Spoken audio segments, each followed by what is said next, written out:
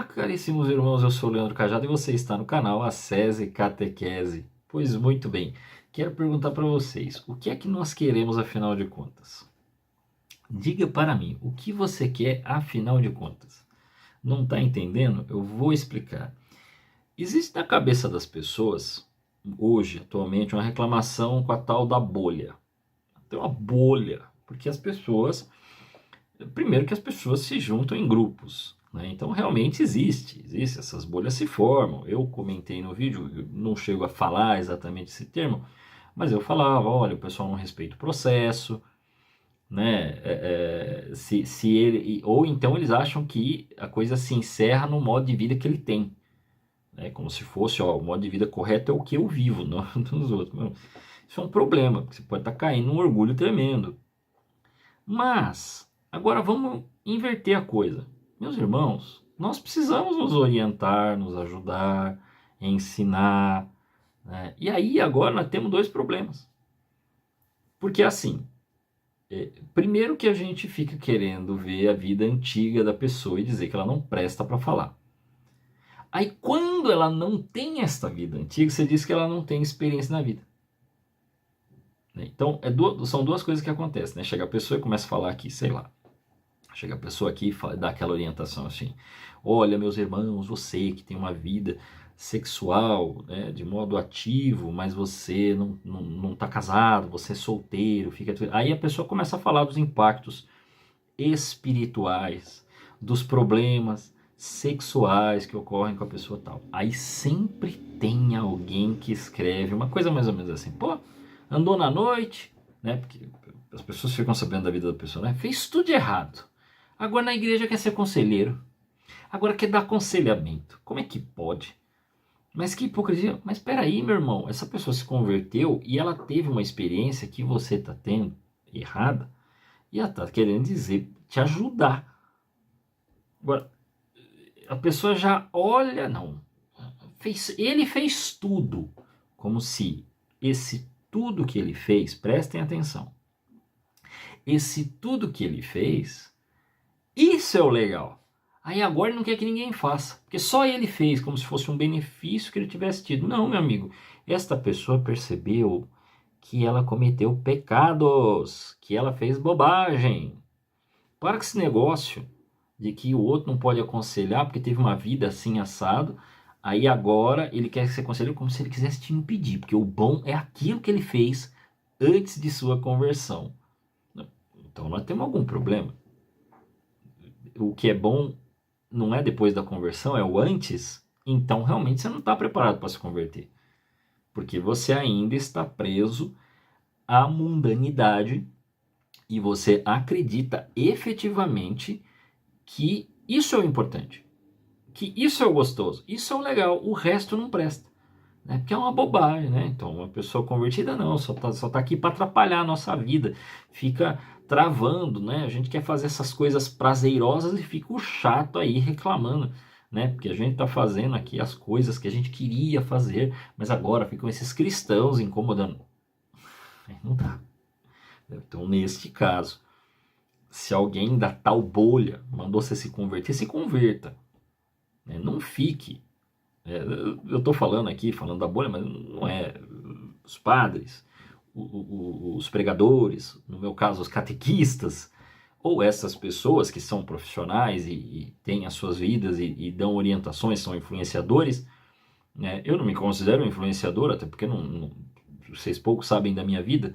Algumas coisas às vezes quando impacta eu até posso colocar aqui, né? Mas impacta na minha vida, eu não torno ela o modelo exemplar, né? Nem acho que faço tantas coisas assim que valeria um diário, né, no Instagram.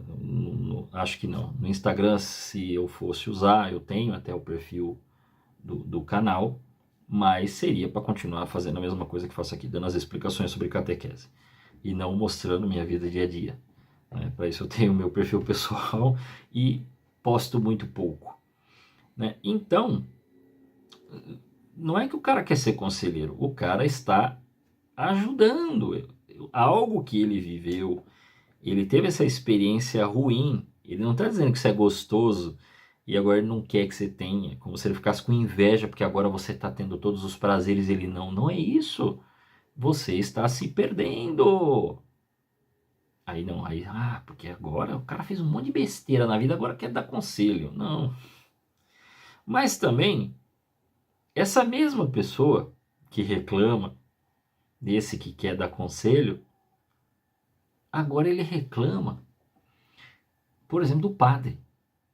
Quando o padre dá orientação para casal, quando um pregador está falando também para as mulheres, ou quando uma mulher está falando para os homens. Aí fala, mas ele não tem essa experiência na vida, ele não pode falar disso. Mas da onde é que a gente tirou que a gente... Quer dizer, eu não posso pregar nunca, porque eu nunca usei drogas, né? No sentido das drogas ilícitas, dessas que realmente causam grandes mais aí. Então, eu não posso orientar ninguém, porque eu não fui viciado. Só quem foi viciado e conseguiu fugir do vício, então só ele pode aconselhar. Não vai funcionar, gente. Né? Quer dizer que o padre não pode falar para os casais porque ele não foi casado. Mas e toda a experiência de contato com casais que o padre tem? E como o padre nasceu de uma família, ele teve contato de família, ele teve vida de família. Fora isso, ele tem, muitas vezes, ele dá orientações para casais, esses humildes que aceitam, que vão lá e contam a vida deles. Ele não pode usar dessas experiências para orientar as pessoas?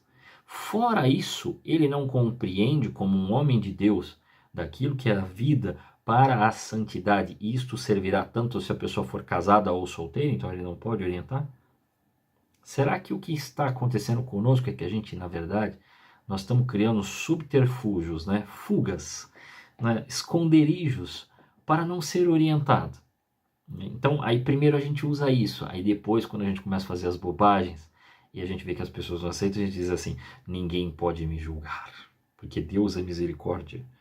Né? Então a gente sempre está na defensiva, a gente sempre coloca alguma coisa para que não pode falar. Você não pode falar porque você já fez bobagem. Não, você não pode falar porque você não teve a experiência de vida. Não, você não pode falar porque você é mulher. Não, você não pode falar porque você é homem. Não, você não pode falar porque você não é católico. Não, você não pode falar porque o que você faz. E, gente, nós vamos, então ninguém pode aconselhar ninguém.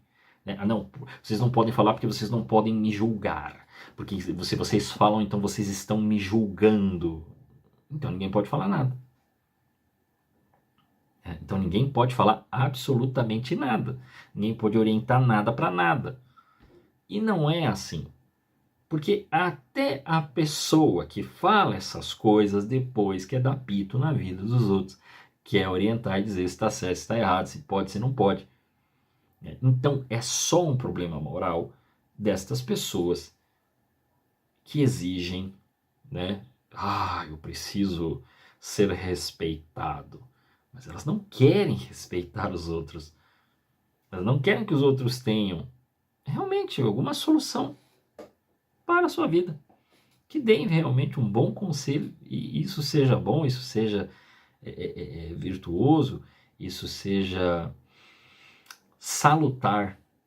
Né? Vamos usar uma palavra mais assim, mais virtuosa. Salutar, a ponto de fazer a sua vida realmente se engrenar e fazer a vontade de Deus. Não quer. Aí fica com os discursos, né? Não, porque as pessoas são moralistas. Não, porque estas pessoas são isso. Não vai dar. Você precisa, assim, ou você aceita o novo conselheiro que viveu na vida ruim, fez as bobagens e se converteu e está testemunhando para você que isso vai dar problema, ou você aceita aquela pessoa que não teve a mesma vida que você, mas ele entende das consequências, ele entende porque ele teve contato, ele estudou, ele se orientou, e ele não precisa viver a mesma vida que você para poder dizer que você está fazendo bobagem. Agora, se a gente começa a fechar as portas, então quem pode falar? Só Deus pode falar. Então, mas vem os representantes de Deus aqui, né, que Deus mandou ir pregar, né, Deus orientou, né, Deus conduziu, inclusive converteu essas pessoas ouviram outras pessoas. Não, os representantes de Deus para você não existem. Né? Você quer que venha o próprio, né, ele, espiritualmente aparecer no seu quarto e dizer que você está errado. Então, isso aí tem um outro nome. O nome desse negócio é orgulho. O nome desse negócio é uma vaidade tremenda que está aí se escondendo e não quer aceitar, né, a verdade que está sendo dita para mim e para você.